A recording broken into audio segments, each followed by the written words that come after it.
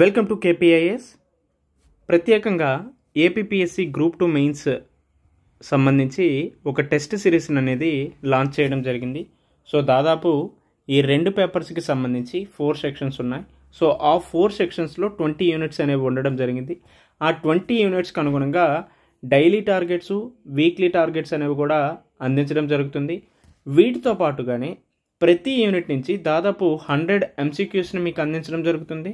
ఇది మాత్రమే కాకుండా ప్రతి అంశం మీద 100 పాయింటర్స్ని కూడా అందిస్తూనే ఈ టెస్ట్ సిరీస్లో దాదాపు 4400 పైచిలుకు MCQస్ను కూడా అందించడం జరుగుతుంది.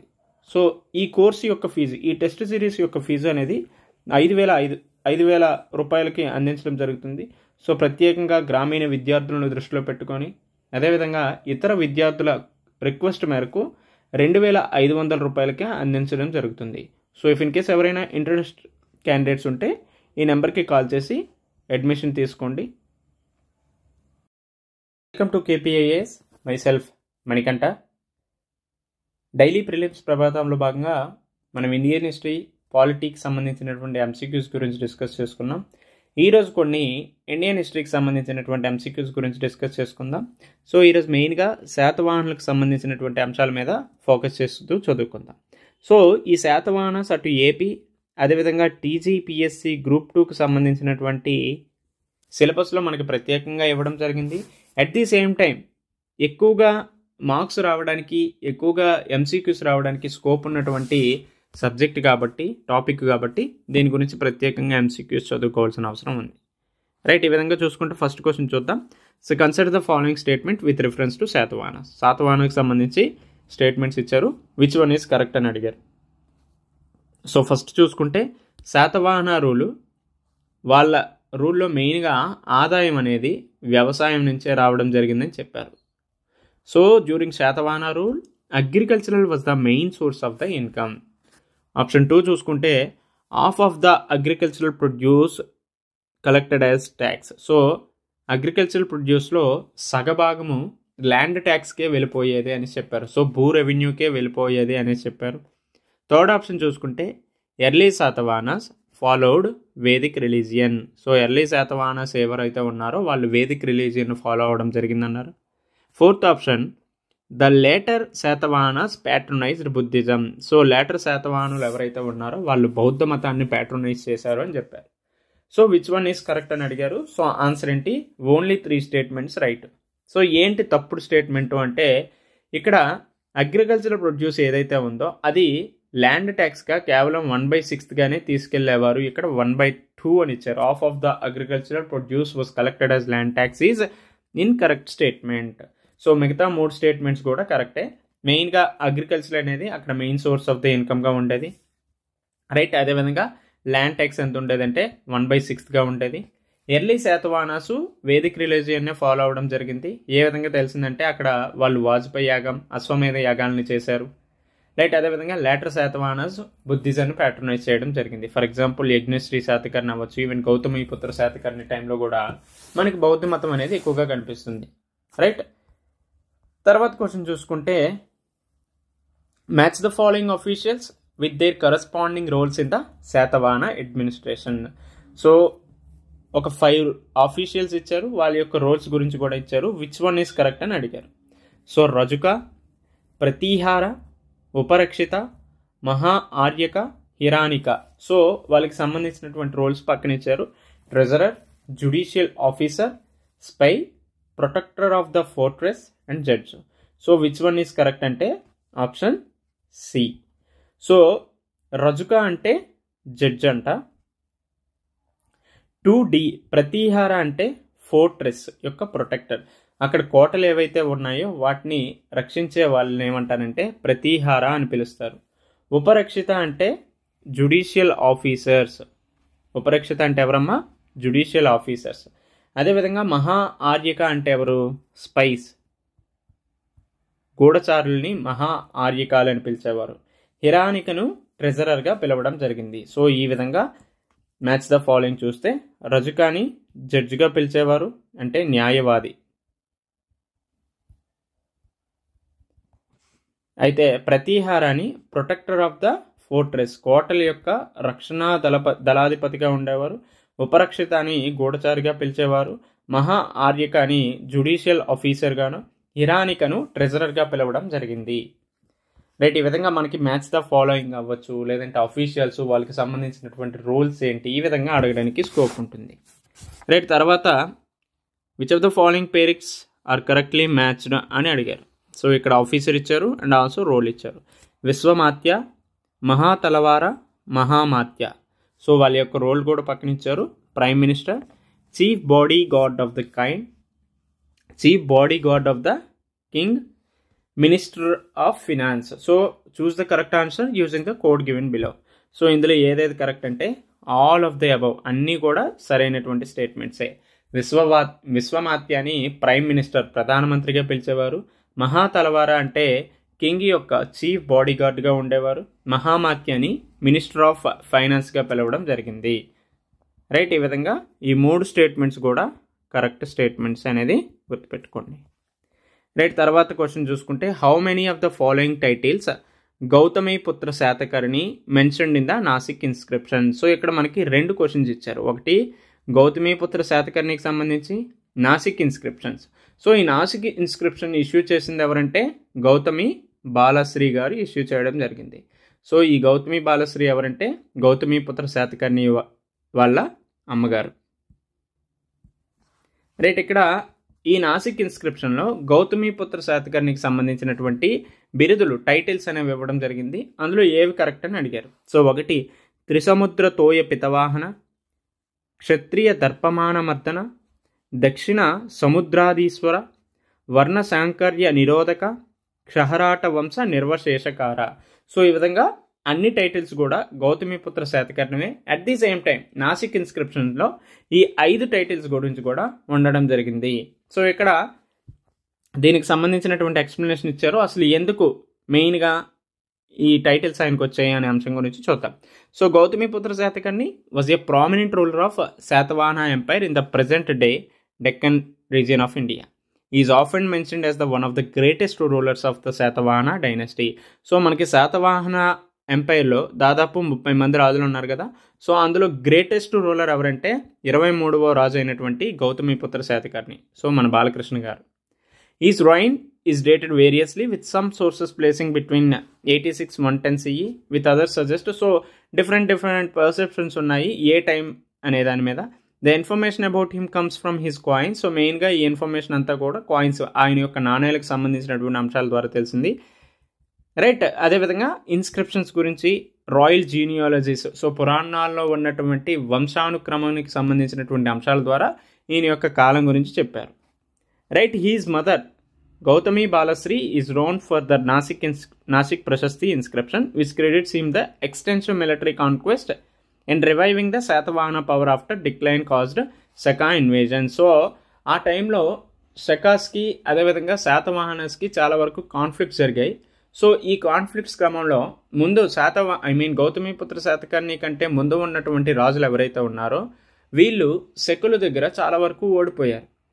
సో తర్వాత శకుల నుంచి శాతవాహన ఎంపైర్ని అంత స్ట్రాంగ్గా తయారు చేసింది గౌతమిపుత్ర శాతకర్ణి అనేసి మనకి నాసిక్ ప్రశస్తి ఇన్స్క్రిప్షన్లో గౌతమి బాలశ్రీ గారు చెప్పడం జరిగింది. సో ఇఫ్ ఇన్ కేసు మనం బాలకృష్ణ మూవీ చూస్తే గౌతమిపుత్ర శాతకర్ణి, అందులో ఇంటర్వెల్ ముందు ఫైట్ ఉంటుంది కదా. సో ఆ ఇంటర్వెల్ ముందు ఫైట్లో ఈ శకా ఇన్వేజన్కి సంబంధించినటువంటి అంశాల గురించే ఉంటాయి. అట్ ది సేమ్ టైం ఆ శకా కింగ్ అయినటువంటి నహపానుడిని కూడా ఓడించడం జరుగుతుంది. సో దాని ద్వారానే ఆయనకి క్షహరాట వంశ నిర్వశేషకార అనే టైటిల్ కూడా వస్తుంది.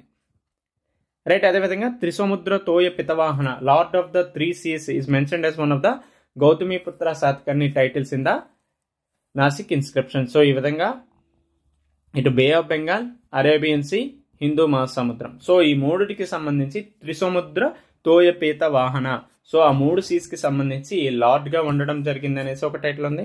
అండ్ ఆల్సో క్షత్రియ దర్పమాన మర్దన, so is the destroyer of the pride of Kshatriya. So ఎందుకు destroyer of pride of the క్షత్రియస్ అంటే మెయిన్గా శాతవాహనులు బ్రాహ్మణులకు సంబంధించినటువంటి వాళ్ళు. సో అందుకనే ఈయనకి ఈ బిరుదు వచ్చింది. సో క్షత్రియుల యొక్క దర్పమును అణచిన వాడు ఎవరు అంటే గౌతమిపుత్ర శాతకర్ణి. అందుకని ఈయనకి క్షత్రియ దర్భమాన మర్దన అనే టైటిల్ కూడా వచ్చింది. అండ్ ఆల్సో దక్షిణ సముద్రాధీశ్వర, lord of the southern see అనే బిరుదు కూడా ఉంది. సో మేజర్గా ఈ డెక్కన్ ప్రాంతం అంతటికీ కూడా శాతవాహనులు చాలా బలంగా స్ట్రాంగ్గా పరిపాలించడం జరిగింది.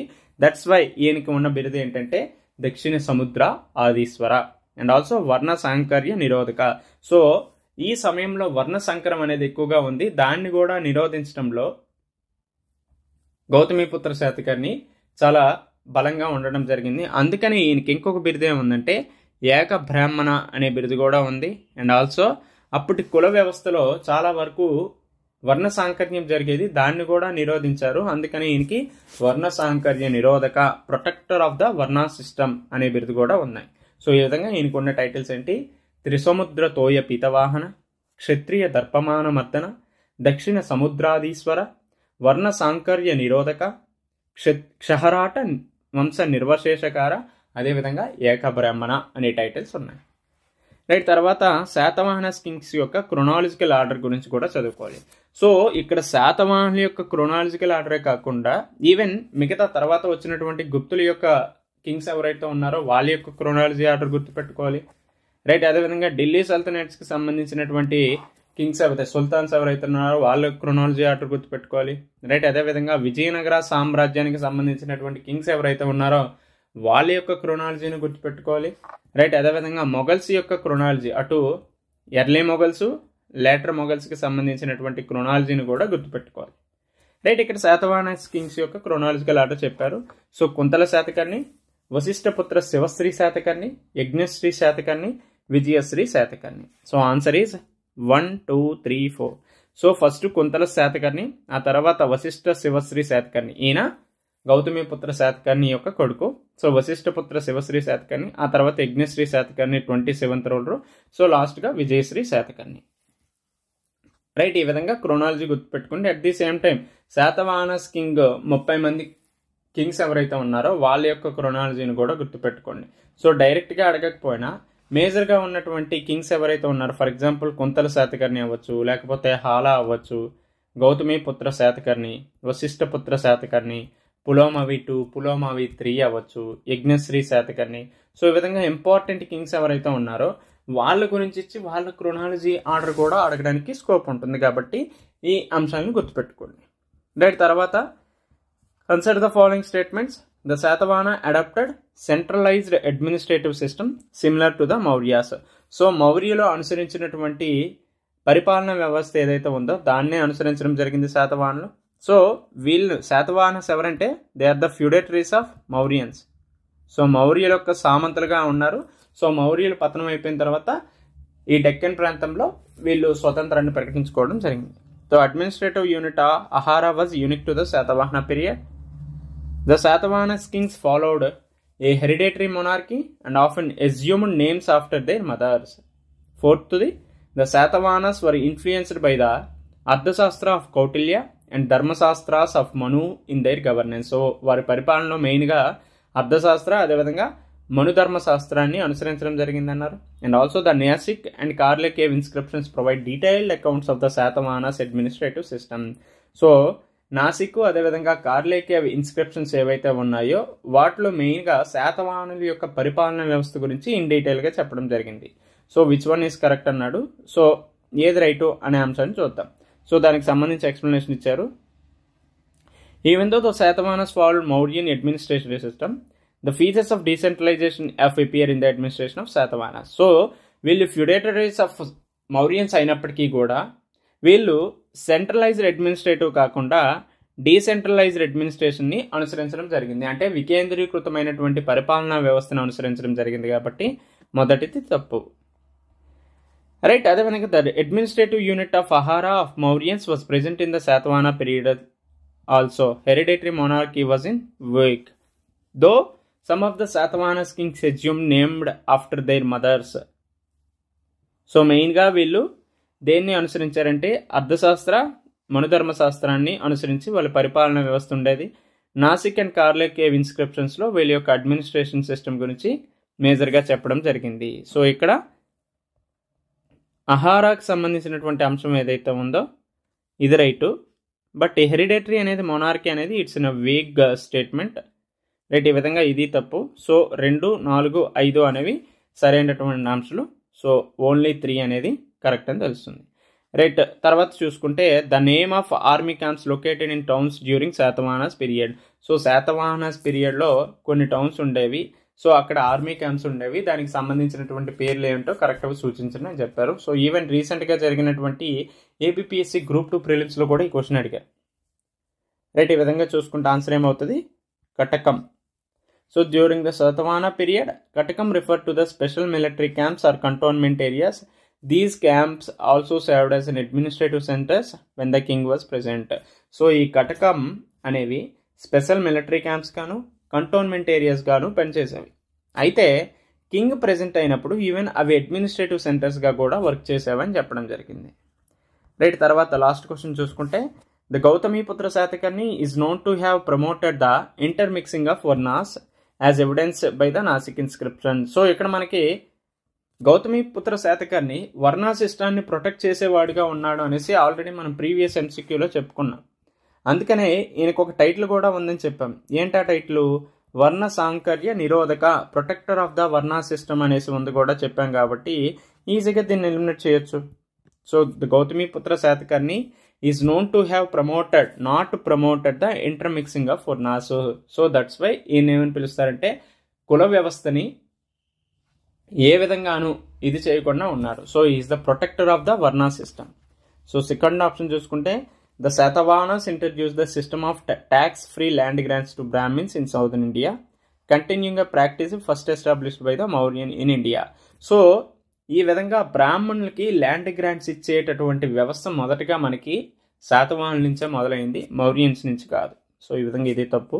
The caste system during Satavahana period was rigid and there was no instances of inter caste marriages. So even Satavahanas టైంలో కూడా మనకి ఇవి ఉండేవి. సో ఏంటి, శాతవాహన యొక్క క్యాస్ట్ సిస్టమ్ అనేది అంత రిజిడ్ కాదు, ఇంటర్ క్యాస్ట్ మ్యారేజెస్ కూడా ఉండేవి అనేసి మనకి లీలావతి పరిణయం ద్వారా తెలుస్తుంది. సో ఈ లీలావతి పరిణయంలో హాలుడు అదేవిధంగా లీలావతికి సంబంధించి ఇంటర్ క్యాస్ట్ మ్యారేజ్ అనేది కూడా జరిగింది. సో ఈ విధంగా ఇది కూడా తప్పు. So there was no slavery during Satavahana. So ఇక్కడ శాతవాహనులకు సంబంధించి స్లావరీ అనేది కూడా లేదు, స్లావరీ అనేది కూడా ఉంది. సో అయితే ఏది సరైనటువంటి సమాధానం అనేది చూస్తే మేజర్గా ఇక్కడ అన్నీ కూడా తప్పే అని తెలుస్తుంది. But see what's the explanation is they. So the Nashik inscription does not evidence Gautamiputra Satakarni promoting the intermixing of varnas. So of course ఇది right. Tax-free land grants to Brahmins. Satyavahana indeed created with the introduction of tax-free land to Brahmins in South India. This practice was a continuation of Mauryan policy of granting lands to Brahmins, which helped in the propagation of Brahmanism and their supporters. So, ఇక్కడ ఇది సరైనటువంటి సమాధానం అంట. So only one statement is correct. So Satyavahana introduced the system of tax-free land grants to Brahmins in South India, right? And continue ఇది already Mauryans అనుసరించడం జరిగిందట. So ఈ మౌర్యన్స్ అనుసరించిన తర్వాత ఈవెన్ శాతవాహనాస్ కూడా సౌత్ ఇండియాలో ఇదే విధానాన్ని అనుసరించారు అనేసి చెప్పడం జరిగింది. So only one statement right. So ఇక్కడ స్లేవరీ అనేది ఉండేది, సో ఇది తప్పు. And also instances of inter caste marriages are there. So for example Leelavati Parinayam అని చెప్పాం కదా. సో ఈ విధంగా ఈ అంశాలను చూసుకుంటాం. రేపు ఇంకొన్ని అంశాలతో మనం కలుసుకుందాం. అంటే దెన్ టేక్ కేర్, బాయ్.